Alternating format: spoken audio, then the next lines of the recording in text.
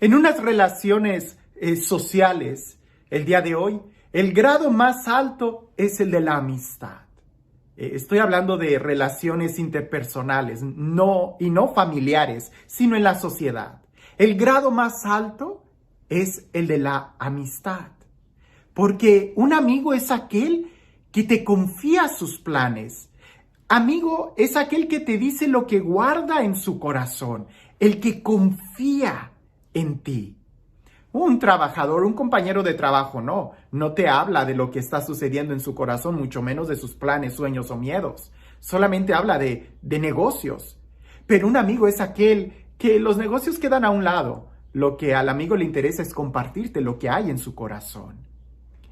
Nosotros sabemos que no hay mayor amor hacia los amigos que aquel que da la vida por ellos. Jesús en el Evangelio nos dice que ya no nos llama siervos, sino amigos, porque un siervo no conoce lo que hace el amigo, y Jesús dice, y yo les he dado a conocer. Vemos a un Dios que nos da a conocer, que nos da a conocer sus planes, nos da a conocer lo que hay en su corazón. Y este texto, que es la séptima lectura que escucharemos el día de hoy, nos habla de que Dios nos da a conocer sus planes. Y alguien pudiera decir, ¿y cuáles son los planes de Dios? Escucha. En aquel tiempo me fue dirigida la palabra del Señor en estos términos. Hijo de hombre, cuando los de la casa de Israel habitaban en su tierra, la mancharon con su conducta y con sus obras. Como inmundicia fue su proceder ante mis ojos. Entonces descargué mi furor contra ellos por la sangre que habían derramado en el país y por haberlo profanado con sus idolatrías. Los dispersé entre las naciones y anduvieron errantes por toda la tierra. Los juzgaré según su conducta. Los juzgué según su conducta. Según sus acciones los sentencié. Y en las naciones a las que se fueron, desacreditaron mi santo nombre, haciendo que de ellos se dijera, ese es el pueblo del Señor, y ha tenido que salir de su tierra. Pero por mi santo nombre, que la casa de Israel profanó entre las naciones, a donde llegó, me he compadecido. Por eso dile a la casa de Israel, esto dice el Señor, no lo hago por ustedes, casa de Israel. Yo mismo mostraré la santidad de mi nombre excelso que ustedes profanaron entre las naciones. Entonces ellas reconocerán que yo soy el Señor, cuando por medio de ustedes les haga ver mi santidad.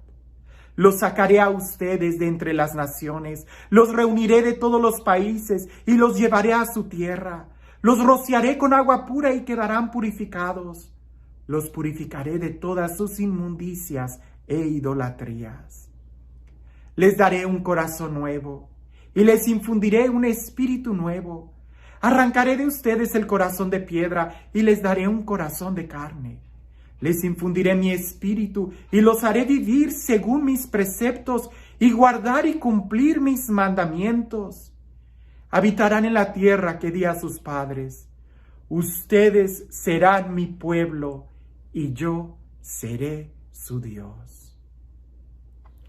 En este texto podemos ver que Dios está hablando a través del profeta en dos tiempos verbales, en el pasado y en el futuro. La primera parte está describiendo lo que el pueblo ya había hecho. ¿Y qué es lo que el pueblo había hecho? Pecar, ofender a Dios, no solamente en su propia tierra. Cuando estaban en el pueblo santo, en la tierra santa, en la tierra prometida, el pueblo de Israel había pecado, había tenido ídolos, había derramado sangre, había hecho cosas que le estaban prohibidas, se había apartado de Dios. Entonces, ¿qué fue lo que hizo Dios? Habla en el pasado.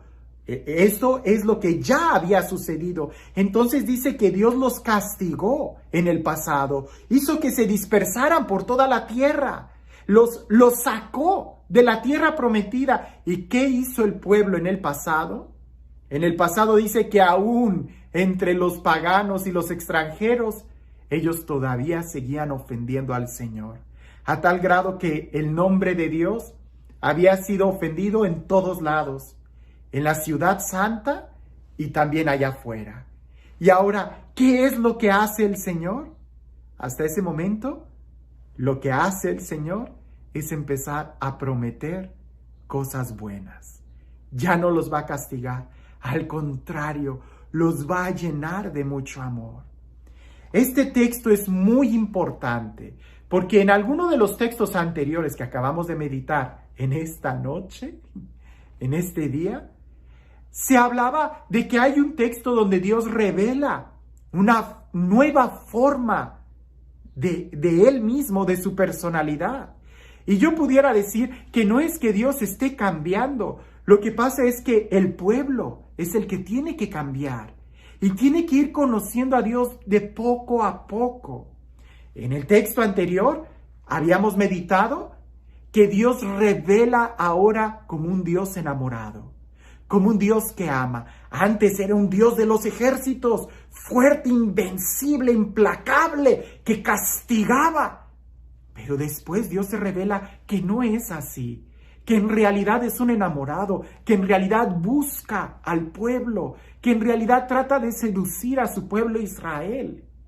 En este texto está la continuación, la segunda parte. Porque quizás alguien diga, ¿y entonces por qué Dios castiga si es un Dios lleno de amor?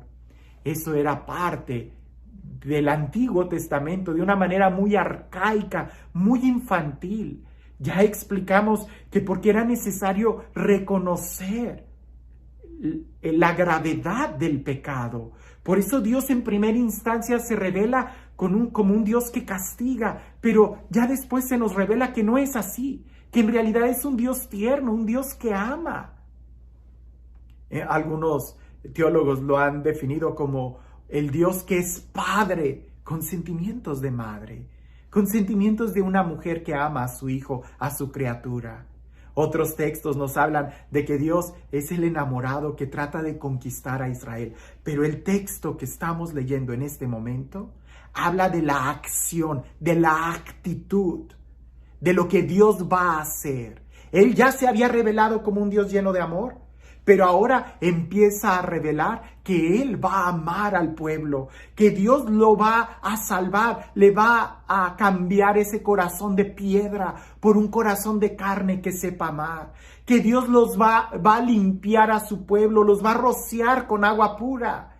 ¿Cuál es el plan de Dios? Ya no es castigar, eso ya quedó en el pasado.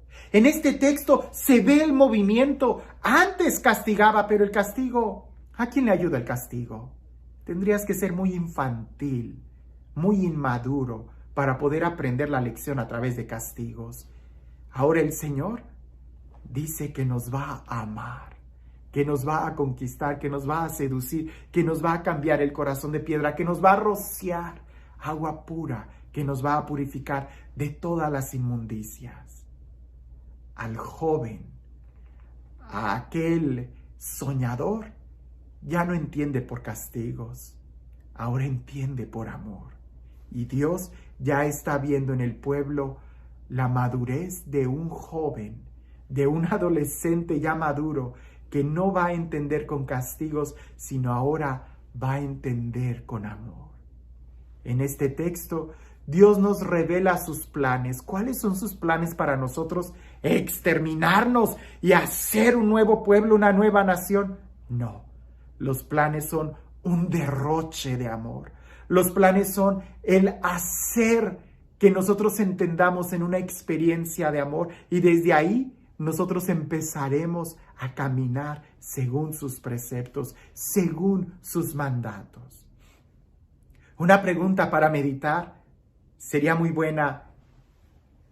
¿Tú te estás dando cuenta que estás incluido en los planes de Dios? Segunda pregunta, ¿sabes cuáles son los planes de Dios para tu vida?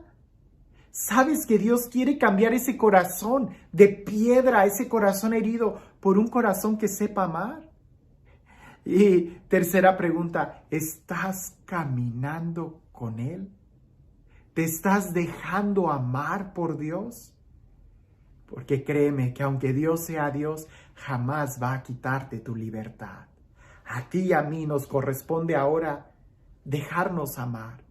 Dejar que esa agua nos limpie, nos purifique. Dejar que el maestro, el médico, toque nuestro corazón y nos lo cambie.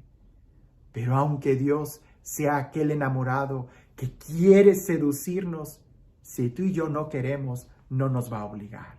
Por eso, pregúntate, si tu corazón ya ama, quiere decir que ya has aceptado el amor de Dios. Pero si en tu corazón todavía hay heridas, quiere decir que todavía no te has dejado amar por Dios. ¿Tú ya te dejaste amar por Dios? ¿Completamente sin reservas, sin límites? Si la respuesta es sí, entonces tu corazón es nuevo. No tienes ya ningún ídolo, ninguna inmundicia, ningún dolor. Pero si todavía descubres en ti algunas inmundicias, algunos ídolos, algunas heridas en tu corazón, si todavía descubres en ti que no eres plenamente feliz, ¿qué esperas para dejarte amar por Dios? Él ya lo dijo, no te va a castigar. Lo que va a hacer es llenarte de su amor.